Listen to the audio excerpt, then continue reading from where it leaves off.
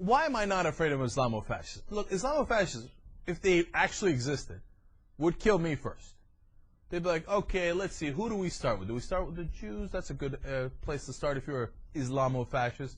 Do we start with the Americans? Who do we start with? No. They always start with the guys who used to be Muslim, but then aren't, right? Because I've now, I don't believe in Islam. I make fun of Islam. I made fun of the Prophet Muhammad. You think that the Islamic radicals play that game?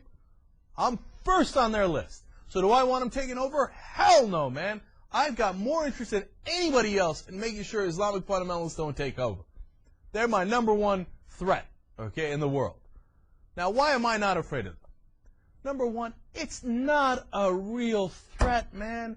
They're not going to take over Cleveland or San Diego. They're a bunch of cave dwellers. There was a couple of hundred of them, maybe a couple of thousand of them in 2001. They're a little larger now, thanks to George W. Bush and his attack against any Islamic country he could spell.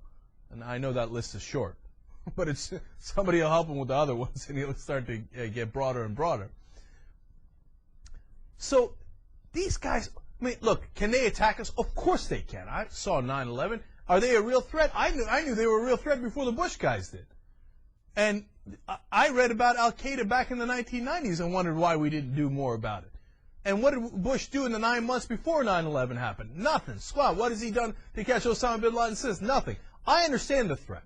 But the threat, blowing it out of proportion doesn't help anybody. The threat is they might hit our interests, whether it's here in the U.S. or abroad, again. The threat isn't they're going to roll their armies into San Diego and Phoenix and take over the U.S. And anyone who says that to you, you got to say, all right, I got you. You're in the moron camp. You know, like how you meet some people and you go, note to self, that guy's a jerk, right? Or note to self, they're not that bright. Guy comes up to you and says, no, the Islamo-Fascists are going to take over the world and take over America. Note to self, put that guy in the moron category. Reason number two why I'm not afraid of the so-called Islamo-Fascists, because they don't exist. What the hell's an Islamo-Fascist? They made that up. Are there Islamic radicals and fundamentalists in the world? Of course there are. Are they fascist? What are you talking about? In fascism, the corporations and the states mix together to come up with one big giant state entity. What corporations? Is Al-Qaeda making light bulbs and I'm not aware of it? Is Iran making cars that are going to take over the state and that are going to take over Czechoslovakia and Germany and Austria? What are you talking about? It has nothing to do with fascism. The reason they made up the word Islamo-Fascism is so they could link Iran, the country they want to attack next. They told us in the 90s, we didn't listen. Because they want to link Iran to the Nazis, they want to kill the Jews, they want to attack Israel. They're the ultimate evil. We have to attack them before they attack us. So let's connect them. How do we connect them? Islam, Islamo. Oh, I got it. Islamo-Fascists. You think they didn't sit around one day at the Weekly Standard and at the American Enterprise Institute and try out different words? Islamo-Nazis, Islamo-Hitlerites. Guarantee you. There's a napkin somewhere in the American Enterprise Institute, that's their main think tank, that has 3 or 4 of those crossed out and Islamo-Fascist circled. You ask Bill Kristol, he'll admit that they invented the word because they think it's a good fit. No, it's because they want to start the war. Second reason I'm not afraid of them, because the word Islamo-Fascist is fake, and that entity does not exist. Third reason I'm not afraid of them, because I'm not a coward.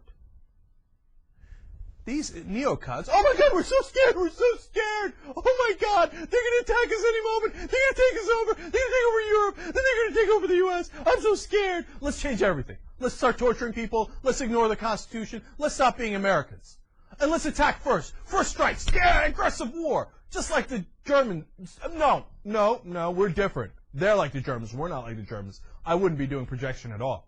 First strikes! First strikes are the most illegal war crime in the history of mankind. That's how you start wars, just first strikes. It's the first thing you read in international law. I talked about how I took international law back when I was in law school. No first strikes. That starts wars.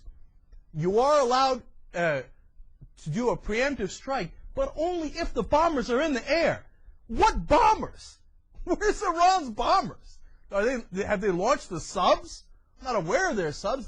Does Iran have subs they're about to launch on Seattle and Portland? What are they talking about? There's no preemption here. This is not a doctrine of preemption, which is awful in and of itself. This is a doctrine of aggressive wars.